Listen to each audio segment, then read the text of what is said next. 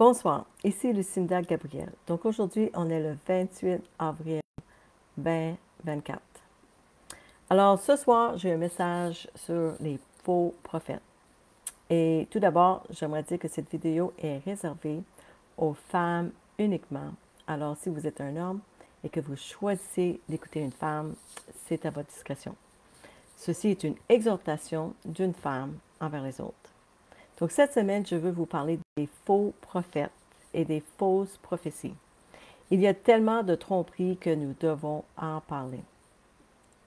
Le Seigneur a dit dans sa parole, en parlant des derniers jours, Matthieu 24, 11 et 12, il dit « Beaucoup de prétendus prophètes surgiront et ils tromperont beaucoup de gens.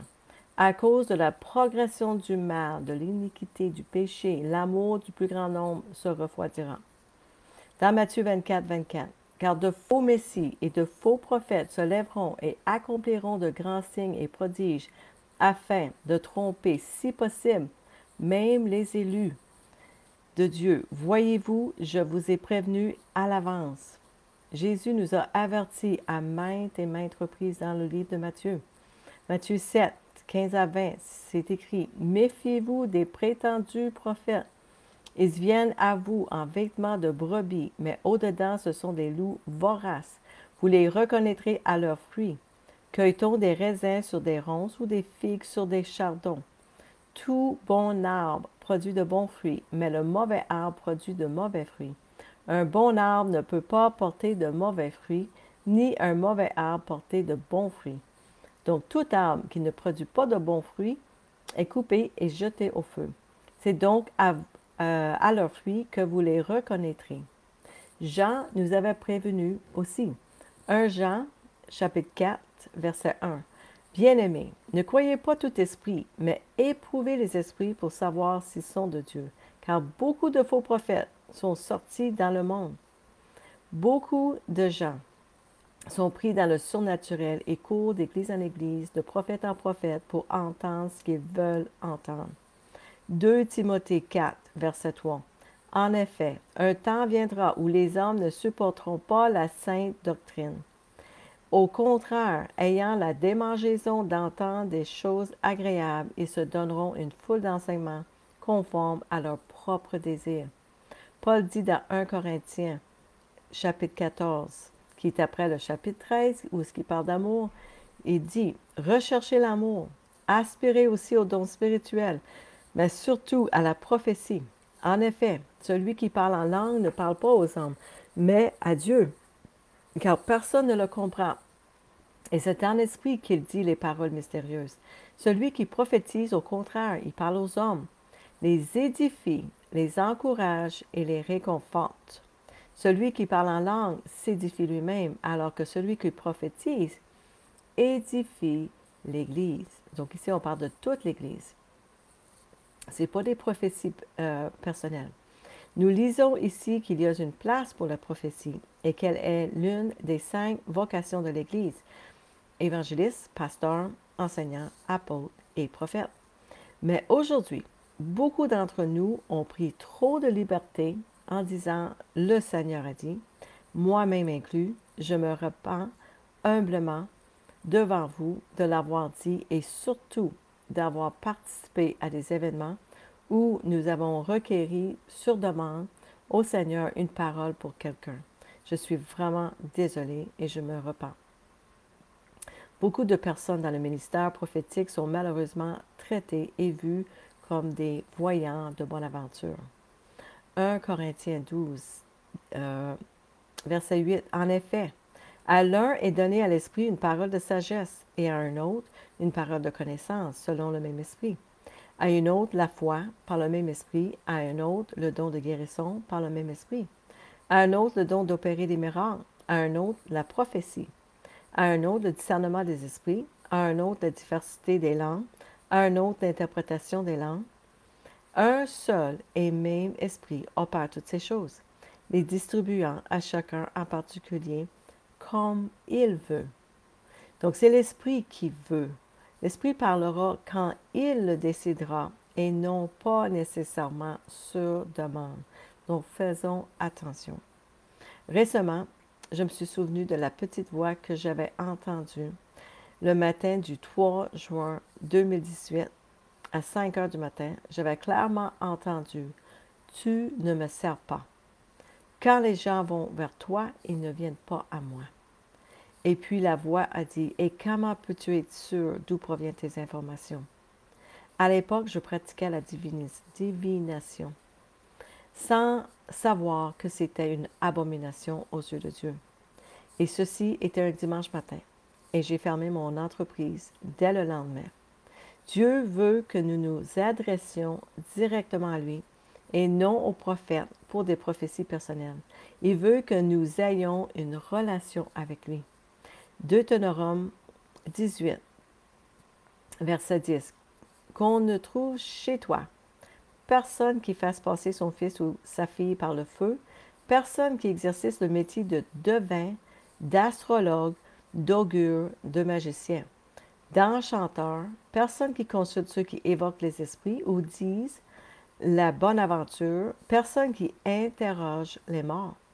Car quiconque fait ces choses est une abomination à l'Éternel. Et c'est à cause de ces abominations que l'Éternel, ton Dieu, va chasser ces nations devant toi. Aujourd'hui, la ligne semble être très mince entre la prophétie et la divination. L'une vient de Dieu et l'autre vient de l'ennemi ou de la chair. Nous avons tellement peur d'étouffer ou d'étreindre l'esprit que nous oublions souvent d'examiner les prophéties. 1 Thessaloniciens, chapitre 5, verset 19. N'éteignez pas l'esprit, ne méprisez pas les prophéties, mais examinez toutes choses, retenez ce qui est bon. Comment qu'on peut les examiner? Bien, avant tout, elles doivent être fondées sur la parole de Dieu. Si une prophétie que nous recevons va à l'encontre de la parole de Dieu, elle ne vient pas de Dieu. Dieu n'ira pas contre sa parole. Romains 3, 4. Que Dieu soit vrai, mais que tout homme soit menteur. Cela signifie aussi que nous avons besoin de connaître sa parole. Nous avons besoin de connaître Dieu et son cœur, et c'est là que réside le problème aujourd'hui.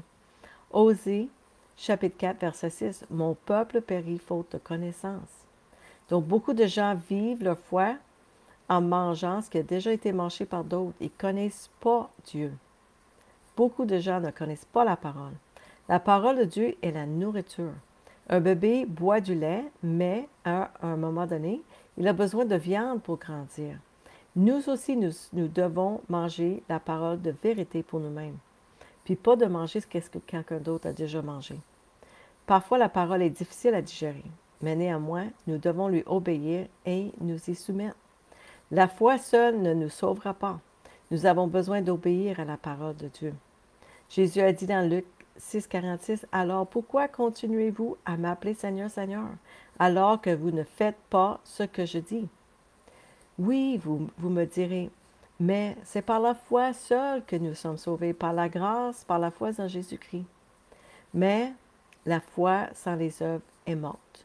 Et qu'est-ce que les œuvres? Ben, c'est l'obéissance à Dieu. Comment pouvons-nous obéir à Dieu si nous ne le connaissons pas?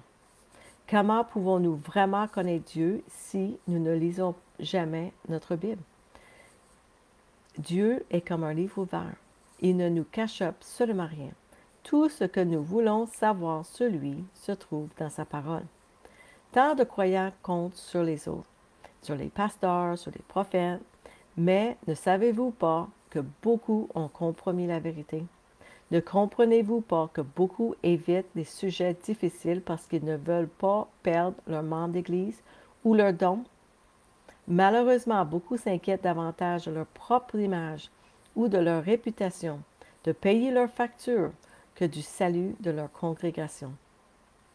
Dans le livre de l'Apocalypse, il y a 7 églises de la fin des temps. Il y a seulement 2 qui y parviendront à la fin, les fidèles et les persécutés. Quelles sont les autres sortes d'églises? Celles qui manquent d'amour, la morte, la tiède, la corrompue et la compromise. N'oubliez pas, ceux qui me disent Seigneur, Seigneur, n'entreront pas tous dans le royaume des cieux, mais celui-là seul qui fait la volonté de mon Père, qui est dans les cieux. Jésus a dit. Mais pour faire la volonté du Père, nous devons le connaître. Paul a dit, travaillez à votre salut avec crainte et tremblement. Il y a deux sortes de prophéties. Il existe deux sortes. L'une qui vient de la chair et qui plaît à la chair, et l'autre vient de Dieu et qui plaît à Dieu. Les paroles de la chair sont généralement ce que nous pouvons entendre, ce que nous voulons entendre, mais elles nous conduisent à la souillure, à la destruction et éventuellement à la mort. Alors que les paroles de l'Esprit ne sont généralement pas ce que nous voulons entendre et elles nous conduisent au cœur et à la volonté de Dieu. Dans ma propre vie, je peux admettre qu'à chaque fois que je me sentais conduit dans une certaine direction qui me faisait grincer des dents au début, là où il y avait de la résistance et où ce n'était pas ma volonté, j'ai réalisé que ça venait probablement de Dieu. Je priais et Dieu changeait littéralement mon cœur face à la situation et je le suivais volontiers et j'ai fait sa volonté. J'étais toujours bénie lorsque je le faisais et plus important encore, Dieu était glorifié. Mais j'ai aussi remarqué que si une idée ou une parole correspondait trop à ce que je désirais, qu'elle était trop facile ou me rendait trop heureuse au départ, cela ne venait peut-être pas de Dieu, mais de l'ennemi ou de ma propre chair. Donc vous voyez, l'ennemi connaît les désirs qui sont dans nos cœurs. Il essaiera de trouver un moyen d'en parler. Si nous désirons un nouveau mari, un bébé, une nouvelle maison, un meilleur travail, des finances accrues, l'ennemi peut utiliser un faux prophète pour parler de ses désirs afin de nous égarer, alors qu'un vrai prophète pourrait possiblement parler de notre besoin de repentance, de pardon envers notre conjoint, notre ex-conjoint, d'être plus soumise, à nous réconcilier, à abandonner nos vies et nos désirs et à mieux aimer et à mieux servir les uns les autres, à honorer Dieu et à obéir à sa parole. Aussi, si une parole que nous recevons nous remplit d'orgueil, une alarme devrait se déclencher. J'ai aussi vécu ce genre de prophétie et je me repens de tout orgueil. Une vraie parole de Dieu devrait nous interpeller, nous étirer, nous rapprocher de lui, de sa volonté et non de la nôtre. Elle devrait nous rendre plus humbles, forger notre caractère, nous mettre au défi et nous fortifier. Elle devrait aussi nous montrer notre besoin de nous repentir, d'attendre le Seigneur en toutes choses et glorifier Dieu. Dieu veut toujours que nous grandissons en humilité et en caractère. Romains, chapitre 3, versets 3 à 5. Bien plus, nous nous glorifions même des afflictions, sachant que l'affliction produit la persévérance, et la persévérance la victoire dans l'épreuve, et cette victoire l'espérance. Or l'espérance ne trompe point, parce que l'amour de Dieu est répandu dans nos cœurs, parce que le Saint-Esprit qui nous a été donné.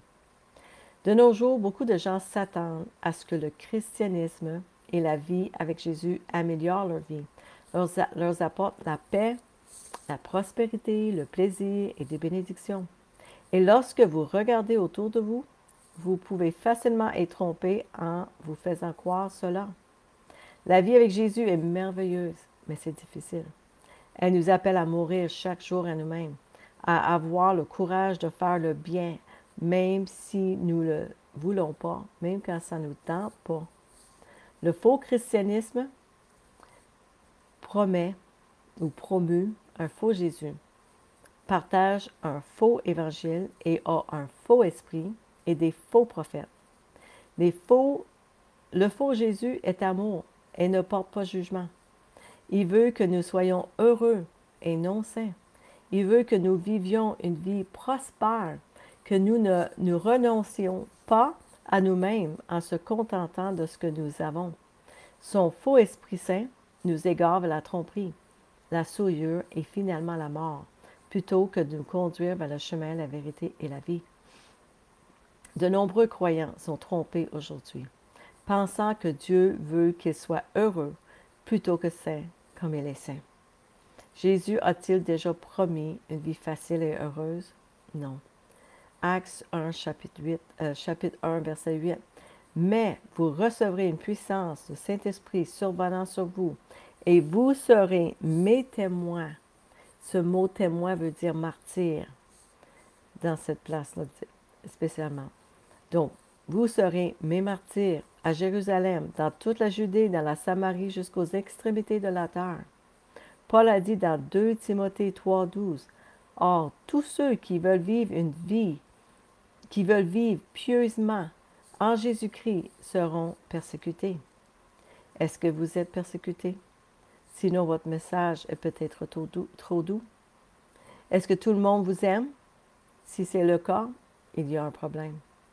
De nombreux prophètes de l'Ancien Testament ont été torturés et tués pour le message de repentance. Ils ont carrément dénoncé le péché. Même Jean-Baptiste a été décapité pour avoir dit à Hérode de cesser de commettre l'adultère parce que Hérode avait épousé la femme de son frère Philippe. Luc 6, verset 26, Jésus a dit « Malheur lorsque tous les hommes diront bien de vous, car c'est ainsi qu'agissait leur père à l'égard des faux prophètes. » Écoutez ce que Dieu a dit à propos des faux prophètes dans l'Ancien Testament. Jérémie 23, 16. Ainsi parle l'Éternel des armées. N'écoutez pas les paroles des prophètes qui vous prophétisent. Ils vous entraînent à des choses de néant. Ils disent des visions de leur cœur et non ce qui vient de la bouche de l'Éternel. Jérémie 14, 14. Et l'Éternel me dit, c'est le mensonge que prophétisent en mon nom les prophètes. Je ne les ai point envoyés, je ne leur ai point donné ordre, je ne leur ai point parlé. Ce sont des visions mensongères, des vaines prédictions, des tromperies de leur cœur qui vous prophétisent. Ézéchiel 13, 9. Ma main sera contre les prophètes, dont les visions sont vaines et les oracles menteurs. Ils ne feront point partie de l'assemblée de mon peuple. Ils ne seront pas inscrits dans le livre de la maison d'Israël. Et ils n'entreront pas dans le pays d'Israël. Et vous saurez que je suis le Seigneur l'Éternel. Ézéchiel 22, 28. Et ces prophètes ont pour eux des enduits de plâtre, de vaines visions, des oracles menteurs. Et ils disent, ainsi parle l'Éternel. Et l'Éternel ne leur a point parlé. Dire, ainsi a dit le Seigneur, l'Éternel, alors que le Seigneur n'a pas parlé, est un manque de crainte de Dieu et viole le 3e commandement. Exode 20, verset 7. Tu ne prendras point le nom de l'Éternel, ton Dieu, en vain, car l'Éternel ne laissera point impuni celui qui prendra son nom en vain. Les faux prophètes répondront toujours au désir de notre cœur. Ils mettront l'accent sur l'argent, la carrière, le mariage, les bébés, les affaires et les ministères. Malheureusement, de nombreux croyants trompés courent après ces faux prophètes comme s'ils étaient des devins. Pardonne-nous, Seigneur Jésus. Nous avons été trompés. Comment pouvons-nous être aussi trompés? Mais la réponse est simple. C'est la convoitise. C'est quoi la convoitise? C'est le désir de posséder ou d'avoir quelque chose. Lorsque nous avons des idoles dans notre cœur, il est facile pour un prophète de s'en emparer et de parler aux idoles de notre cœur. Dans Hébreux 13, 5, que votre conduite soit exempte de convoitise. Contentez-vous des choses que vous avez, car lui-même a dit, je ne te quitterai jamais et je ne t'abandonnerai jamais. Contentons-nous de ce que nous avons. Désirons ce que Dieu désire pour nous et ne voulons pas ce que nous pensons mériter ou devrions avoir. Avons-nous vraiment besoin d'une plus grande maison, d'une voiture plus luxueuse, d'un mari plus parfait et chrétien plutôt que de prier pour celui avec lequel nous étions engagés dans notre jeunesse? Ne vous y trompez pas. Dieu ne prophétise rien qui aille à l'encontre de sa parole. Il ne nous enverra pas de nouveaux conjoints si notre ex-conjoint est encore en vie. Cela irait à l'encontre de sa parole. Dieu dirait plus probablement, pardonne-le, comme je t'ai pardonné. Rappelez-vous ce qui est arrivé au serviteur impitoyable dans Matthieu 18. Mais je sais que ce serait tellement plus facile d'avoir quelqu'un de nouveau qui n'ait pas besoin de temps de transformation. Mais rappelez-vous que le diable veut voler, tuer et détruire. Il veut nous conduire au péché et finalement, il veut nous amener avec lui à la condamnation éternelle. Soyez vigilantes. Restez dans la parole et restez proche du grand berger. Cherchez sa volonté, cherchez-le avec tout votre cœur et ne soyez pas trompés. Ce qui est choquant, c'est que parfois c'est Dieu qui permet que nous soyons trompés. C'est fou, hein? Beaucoup de gens diraient non, Dieu nous aime trop pour ça. Mais écoutez ce qui est arrivé à Akab. 2 Chroniques, chapitre 18, verset 22. Regardez donc, l'Éternel a mis un esprit de mensonge. C'est l'Éternel qui a mis un esprit de mensonge dans la bouche de vos prophètes. Et l'Éternel a déclaré un désastre contre vous. Pourquoi Dieu a-t-il fait cela? Parce que Dieu connaissait les idoles dans son cœur. Alors faisons attention. Nous devons toujours vouloir faire la volonté de Dieu et non la nôtre. Nous devons toujours vouloir ce que Dieu veut pour nous, même si ce n'est pas facile. Nous pouvons aussi également être trompés par des fausses paroles pour nous-mêmes si nous n'y prenons pas garde. Si nous avons des idoles dans notre cœur, nous pouvons nous prophétiser nous-mêmes faussement ou même entendre un esprit trompeur et croire quelque chose que Dieu n'a pas dit. Cela m'est arrivé. Je pensais avoir entendu quelque chose et de nombreux signes m'ont amené à croire que c'était vrai, jusqu'à temps que ça ne l'était pas. J'avais honte et j'étais humiliée. Plusieurs mois plus tard, j'ai compris que j'avais une idole dans mon cœur et que, comme Sarah, j'avais essayé de réaliser la promesse par mes propres forces, par ma propre chair, sans faire confiance au plan et au timing de Dieu, parce que je ne comprenais pas ce que Dieu disait. J'admets et je me repens qu'au cours des 2 dernières années, j'ai probablement passé plus de temps à prophétiser sur moi-même ou à écouter ce faux esprit, appelez-le comme vous le voulez, plutôt que de lire la parole. Mais là, depuis octobre, j'ai arrêté cette écoute active. Et gloire à Dieu, j'ai commencé à faire des rêves où Dieu me parle beaucoup plus de l'état de mon cœur, de l'Église, de la fin des temps. Il m'a aussi beaucoup parlé à travers sa parole. Et lorsque j'avais arrêté tous les réseaux sociaux en février, je l'ai entendu dans mon esprit, dans ma tête et dans mon corps comme je ne l'avais pas entendu depuis très très longtemps. Le problème avec toute prophétie est que nous recherchons souvent l'accomplissement de la prophétie plutôt que de chercher Dieu. Nous devons garder les yeux fixés sur Dieu. Alors, comment qu'un vrai prophète doit-il parler? Qu'est-ce qu'il devrait dire? Bien, il devrait parler selon la parole, nous appeler à la sainteté et non au bonheur, nous appeler à nous repentir de nos péchés et non nous y conduire, s'appuyer sur des fondations solides et non sur des sables mouvants, nous renforcer pour résister aux tempêtes et non nous affaiblir. Il ne devrait que confirmer ce que Dieu nous a déjà dit personnellement. Comment qu'on peut distinguer un vrai d'un faux prophète? Bien, même les faux prophètes peuvent prophétiser avec précision. Vous reconnaîtrez donc un vrai prophète à ses fuites. Un faux prophète vous ramènera encore et encore vers lui-même ou elle-même, car il ou elle est centré sur lui ou elle-même. Vous serez attiré vers lui ou elle pour obtenir la prochaine parole de Dieu. Un vrai ou une vraie prophète vous mènera à Dieu.